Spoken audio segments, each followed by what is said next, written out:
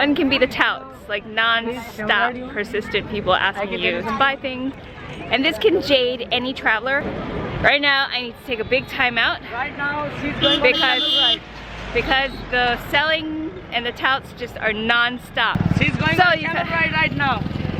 See, it just keeps going. They're constantly. Wow, she's making good video. See, I like it. They keep going. Right now, I'm not amused at all. So I just want no one to talk to me. Today's topic, I thought I'd go ahead and dive into what is the best way to deal with touts, beggars, and scammers. As well as I think I'm going to touch a little bit on responsible tourism. The other week when I put my shout out for questions you all have about traveling to India, I got a couple concerning this very topic. This video is pertaining not only to India, it's going to pertain to every country that you might go to where you're going to encounter touts, beggars, or scammers. And this is something you're going to want to put in your survival toolkit as a traveler and keep it for, you know, futures to come. Touts, for some of you who don't know, are people who want to sell you things, you know, whether it's, you know, tourist services or travel services, souvenirs, or touts anywhere in any country. I just give a firm, committed, resolute, serious no. Sometimes I'll look in them in the eye, sometimes I won't even look at them and I'll just keep walking and say no. I never give a maybe because that's like a loophole or a potential for yes, and it only encourages the touts to keep being persistent or even aggressive, and that's because they think that they can change your minds. Some of us have been raised to be polite about these things, you know, like polite about dismissing other people, and so we'll be like, oh, I'm sorry, you know, like maybe tomorrow. And you're thinking to yourself, they're not going to come back tomorrow. They'll give up today. No, some of them are very like serious about selling you something and they will come back tomorrow. Now someone did comment to me before, what happens if they're really persistent and they won't give up? And I responded that, you know, at that point I just kind of run. It's very effective. Nobody wants to feel like they're so scary that people are running from them. So I think that's been a very effective you know, fallback method for me. So what's the best way to deal with beggars and scammers? Now the best way to avoid scam, I did a video before on dealing with scams. Like I already incorporate so much of my own practices in, you know, trying to be safe and aware of things and whatnot. I always research possible scams in advance. And that's because it kind of gives me a lay of the land, as well as it gets me familiar with the possible scams out there that I might come across and how to recognize them. Now, if you don't know about the possible scams out there, you won't be able to recognize them when they come up to you. When I went to Morocco, I knew that there would possibly be fake guides or illegal guides in the form of teenagers who wanted to help and, you know, show you around. And unfortunately I kind of did do that with my friend. We did kind of like hire a teenage boy. In retrospect, that was so wrong. Today I would never do that. I'm not sure what we're thinking, and I think it's because we had like a horrible legal guide who had such a thick accent that we're just like, oh my god. There are some kids out there who are kind of trying to make money as illegal guides, and in Morocco not only was it illegal, but it would be affecting them if they were caught. When I went to Europe, I knew that I'd have to be on the lookout for pickpockets.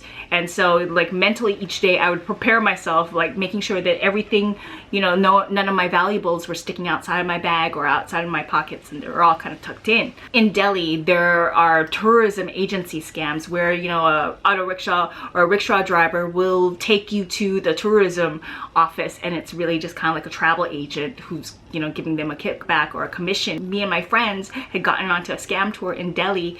They sold us the package or the itinerary we had, but kind of like upgraded.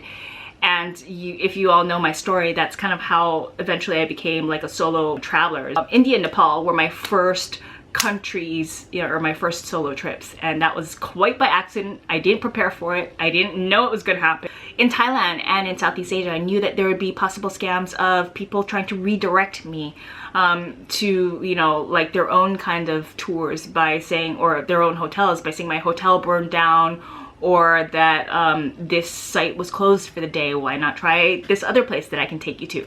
So I knew about these possibilities before I arrived, and when I arrived and I met these possibilities face to face, which I kind of did in all these situations, in a lot of these situations, I knew how to avoid them or to to keep focused on my itinerary path and where I was going and not fall into these scams. Now once you fall into the scam, it's a slightly different story. Then you have to try and get out of it, and that I already kind of talked about in my video, and I'll leave the link down below and you can check out how I deal with that. It's a little older, but it still has good advice. So far I'm a little unscathed, but there have been close moments or close calls where I was yeah, feeling like I was up shit's creek.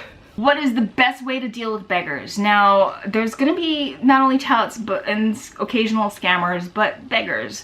I always like to think ahead of how my actions are creating what they're creating. If they're creating consequences for the society to deal with, or for other tourists to deal with, or if they're creating good things. I always try to practice responsible tourism. This is wherever I go, and one thing you don't want to do is do handouts to beggars. If you see a child begging and you give them money, you don't know if they're working for a bigger boss. Sometimes you'll see women or kids with babies, and you'll go and buy them milk. They'll take you to a pharmacy. The moment you leave, they take that milk back to the pharmacy and get money for it. People will say, oh, what about offering pencils or candies? Well, if you give kids candies, that creates cavities, and I don't think they can afford dentists if they're already begging. When you give beggars things, it creates also a weird dynamic between travelers and tourists versus locals. All of a sudden, people see you as having, like all tourists, having money, you know, being rich, being people that can give things if they just ask for it. And when you give handouts to people, to beggars, then you're kind of encouraging a career in begging. And that's where it creates a problem for the society, which is already struggling to try and get their homeless or their beggars off into a more self-sustaining and independent livelihood. I spoke to a social worker once, and she said the best thing you can do is you can look them in the eye when you say no. Because a lot of times they're used to being invisible people, people that, you know, others just kind of disregard, don't look at, and maybe they throw money at. In the US, we kind of generally don't want to see poverty, right? We try to avoid it. We don't like looking at it. We don't like acknowledging it. And so even the eye contact is something strong and meaningful, because it means that they are equals with us. You're also empowering them with the knowledge of they are independent. They are, you know, capable of being a supporting part of society. I know not everyone is gonna believe the same things as I do, and you're more than welcome not to, but this is just kind of ideas to think about and marinate on when you go out there and you travel. Now, we all want to do good whenever we go to a place. We all want to feel like we're helping other people and the culture that we're going into, so keep that in mind. Think about your actions and the possible impact they will have on the culture, good or bad. Leave comments also down below in the comments section. Let me know what are possible ways or scams that you've come across, ways that you've dealt with it, as well as how you deal with touts and beggars. Leave it down in the comments section below, and we can all learn from it and benefit from it, okay? Because no one person has the right answer. It's just a combination of many answers, and from there we get more to pick and choose from. So until then, travel safe, smart, and fun. I will see you on the road. May the GRRRL be with you.